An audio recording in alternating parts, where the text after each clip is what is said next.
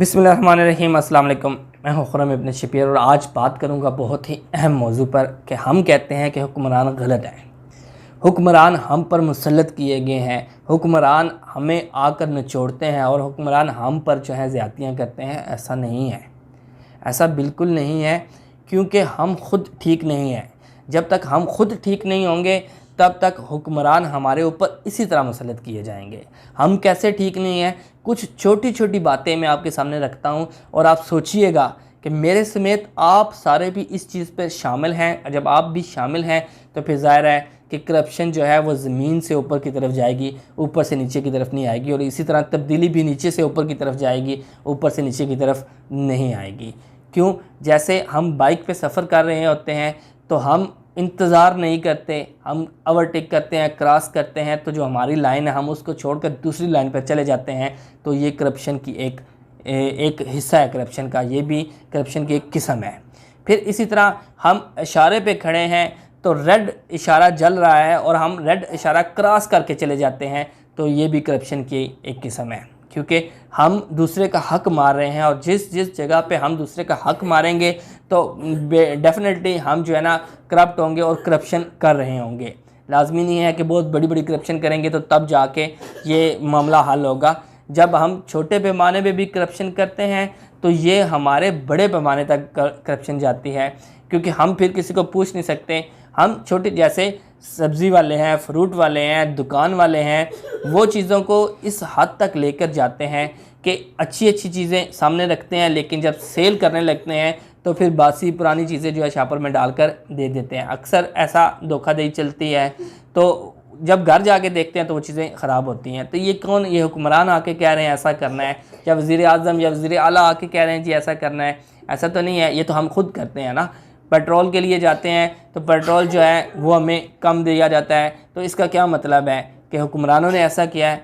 हुक्मरानों ने एक पॉलिसी बनाई, जैसे अब कल की बात देख लें आप, पेट्रोल की कीमत में इजाफ़ा हो गया।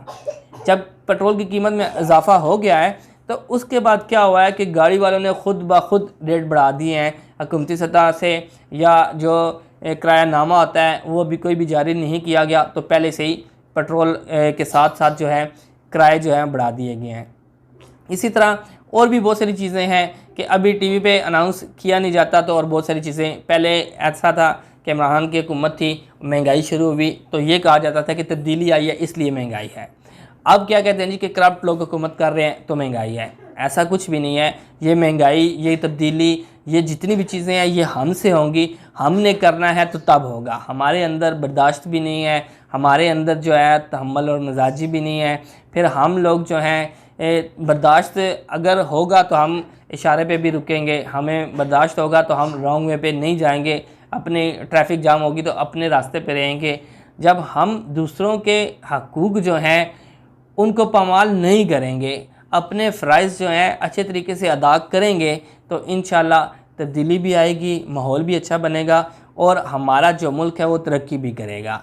चाइना ने अगर तरक्की की तो देखें वो कितने पंक्चुअल हैं, कितने अपने मुल्क के साथ वो जो है ना ईमानदार हैं और अपने मुल्क के साथ मुखलिस हैं। मुझे एक वाक़या याद आ गया, उस वाक़ये को सुनाऊंगा और उसके बाद इख्तिताम की जानिब जाएंगे। तो वाक़या कुछ इस तरह है कि मैं उस वक़्त अबू धाबी में मौजूद था, हमारी कंप्यूटर की वर्कशॉप थी। तो अबू धाबी में उस वक़्त जो बिजली के मीटर हैं वो ऑप्टिकल वायर में कन्वर्ट हो रहे थे, तो उसको कन्वर्ट करने के लिए चाइना से इंजीनियर बुलवाए गए थे।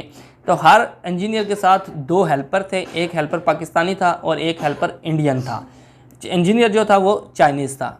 तो ऐसा हुआ कि जो मुख्तलिफ़ दुकानों पे जाके मीटर को वो कन्वर्ट कर रहे थे, तो जब हमारी वर्कशॉप में वो पहुँचे तो मेरे बॉस जो थे उन्होंने मुझे कहा जी कि इनको जूस पिलाएं।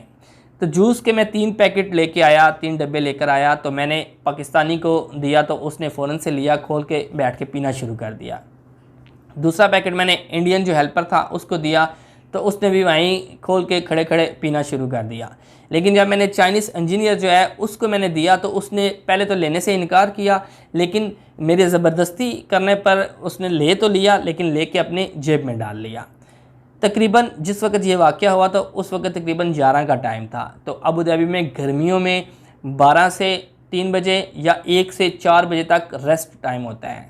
तो जब मैं दुकान बंद करके, वर्कशॉप बंद करके रेस्ट के लिए जाने लगा हूँ, तो मैंने देखा वो इंजीनियर साइड पे बैठ के वो जूस पी रहा था जो मैंने उसे उस वक्त दिया था।